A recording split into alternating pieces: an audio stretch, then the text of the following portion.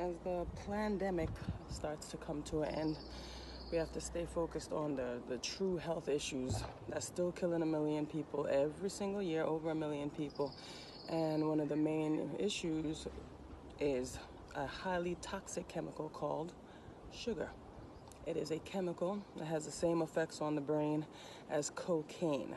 Sugar is the issue. Sugar is high blood pressure issues. Sugar is diabetes issues. Sugar is gout issues. Sugar is brain fog issues. Sugar is worm and parasite crawling around in your intestines issues. Sugar is the problem and has been the problem since slavery. Sugar and slavery go one and one. They go hand in hand.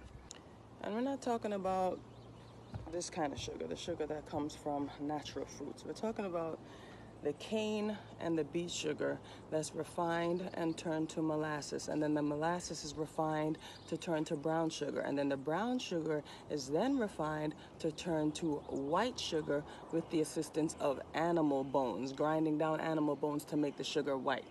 Not this kind of sugar. We're talking about the highly toxic poison. So the brain is probably one of the most sensitive organs in the body, right? And the difference between us feeling up and down, sane or insane, irritable, not irritable, is inspired or depressed is largely dependent on what we put in our mouth. So when we take that refined sugar, that white sugar, we have to remember that it largely resembles glucose in the body, which means it's able to escape the chemical process done by the body to differentiate the poisons from the non-poisons. So the whole chemical process that's typically done for anything that goes in our body, white sugar, refined sugar, sucrose is able to bypass that. And that is going to throw off the levels of our blood sugar as well as the balance that's established with the oxygen in our body. So now you consume this refined sugar, your brain registers it first, and now that your brain registered it, your adrenal glands just above your kidneys start pouring out a bunch of chemicals in order to deal with the spike in the sugar. But then at the same time, the insulin that's secreted from the pancreas is working to hold down the sugar in your blood. That's the specific job, is to maintain a decent blood glucose level. So it's trying to hold down the blood sugar level at the same time while the adrenal gland is trying to keep your blood sugar up, because you need sugar for energy. So you have these two systems working together, but overall they're antagonizing each other. And even the history behind sugar that we need to remember, And by the time sugar was introduced to Europe, natural healers were declared enemies of the states. This is a time where a lot of women were being posed as witches and they were being hunted down. And the reason is because the church in the 14th century declared if a woman dare to cure without having studied, this means studied via the European system of medicine, not studying the stars, studying the moon, studying the trees, studying the air, just studying the plants, their way of studying. So if a woman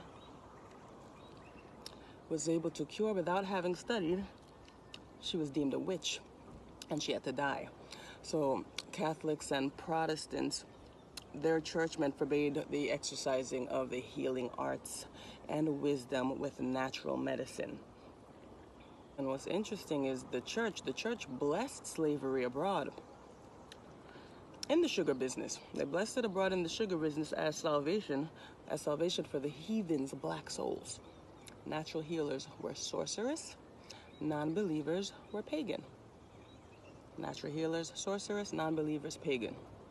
And this is not to say that there weren't issues with overconsumption of sugar with the ancients, because they did have it. Because there's this, the oldest medical textbook in the world, the Ebers Papyrus, which was written by Imhotep, one of the first medical physicians in Kemet, known as Egypt. He wrote things in the Ebers Papyrus regarding excessive urine.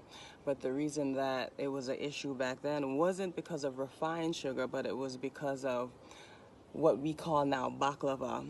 They used to put together the honey with the date and then the nice fine crusted flour, and a lot of the rich people had access to the sugar. So it was mainly a rich people problem as far as the ancients go, because it was still sugar. It was still refined, and then they were still having flour and making what we call today baklava. I don't remember the name that they would call it back then when Imhotep was around. So they even wrote about diabetes. The ancients wrote about diabetes. It didn't have that name, obviously, because diabetes mellitus is a Latin Greek name. Mellitus meaning honey, and itis meaning inflammation. So when you say you have the itis, you are damn right. You do have the itis. You do have inflammation. And that term was coined in 1674. So diabetes mellitus was something that people suffered from, even the ancients, but it wasn't as drastic as how it is now, because it was only a rich people problem. Sugar was only something that rich people had access to. But it was a much better form of sugar. But with the date palm and the honey used to make the baklava, people that overdid it, the gluttons, they also had the issues of excessive urination and the sweet urine, because they either used to smell the urine or taste the urine as a test for diabetes prior to the beautiful testing that we have now. So we have this mango, which I'm taking forever to eat because I don't want to eat and talk. But the mango already has natural sugar in it, combined with potassium, magnesium, B vitamins. It has all the essential minerals and vitamins that you need. It hasn't been stripped of anything because it is now in a matrix. The fruit has a matrix of nutrients that you need that haven't been extracted. That is why natural sugar is not terrible. Now, I want you to think about the combination of white sugar and white rice, which is practically lethal. The removal of the B vitamins amongst all the other vitamins causes an imbalance, because now what does the body have to do? It has to seek what it lacks from your body. More B vitamins are leached from the system in order to digest the white rice. Minerals like potassium, calcium, sodium, magnesium, they're all mobilized and used in chemical transmutation. And this is to neutralize the acids that come from the white rice, the white sugar, white flour, anything that you eat that has been stripped of its natural nutrients. And something we have to think about that's often done is when we buy flour or some type of ingredient that says enriched. Why am I buying something that comes in its whole form? They strip all of the vitamins and the minerals out of it, and then they put enrich. Now they're enriching it with vitamins and minerals that were originally there. It makes no sense, because maybe white foods might be more appealing to the eyes. That doesn't make any sense. So now we continue to take in this excess sugar, and the excess sugar is supposed to go to the liver. But once the liver is to capacity, now that excess glycogen is returned into the blood in the form of fatty acids. These are now taken to every part of the body, and they're pretty much stored in the most inactive areas, like the place we hate the most, in the gut, butt, the breast, the thighs. But then when these areas get filled with fatty acids, then the rest are going to be sent to active organs. So now you filled up your breast, butt, thighs, and now it's going to end up going to the heart and kidneys, which is going to cause more issues. Because now these organs are going to start to slow down. The tissues are going to degenerate and turn to fat. The whole body is affected, and their ability becomes abnormal, and the high blood pressure is then created. And now you have all this excess fat stored in all these different areas in the body. And then we're wondering what's going on with my brain. I'm very forgetful. I'm irritable. I have a lot of fogginess in my brain. I'm getting headaches. And the key to orderly brain function is glutamic acid, which is mainly found in vegetables, not in this processed trash that we continuously eat. And B vitamins play a major role in dividing up the glutamic acid, it's extremely important in a procedure that's used in brain functioning, which I won't go into here because it gets a little bit too detailed. And another amazing thing about B vitamins are they're also produced by the bacteria which live in our intestines. So when refined sugar is taken daily, these bacteria wither and die, and the B vitamin stock gets very low. So too much sugar is going to make you sleepy. Your ability to calculate and remember is lost. The gut-brain connection is extremely important. It is the train from the gut to the brain via the vagus nerve. So when you have a gut that is loaded with waste, bacteria, toxins, parasites, worms, There is absolutely no way that you're going to be able to come up with solutions, to be able to function logically, to not go based off of your emotions within that moment. You need minerals for cognitive function.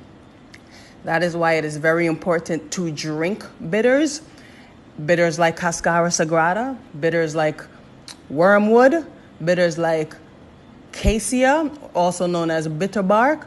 These are the bitters that you need to drink in order to expel parasites and worms out of your body, because the refined sugar, the carbohydrates, they ferment in the digestive tract, and then they're converted into alcohol, acetic acid. They're not digestible. So they're just going to ferment in your body and become these little parasites that are controlling your thoughts. You are not controlling your thoughts.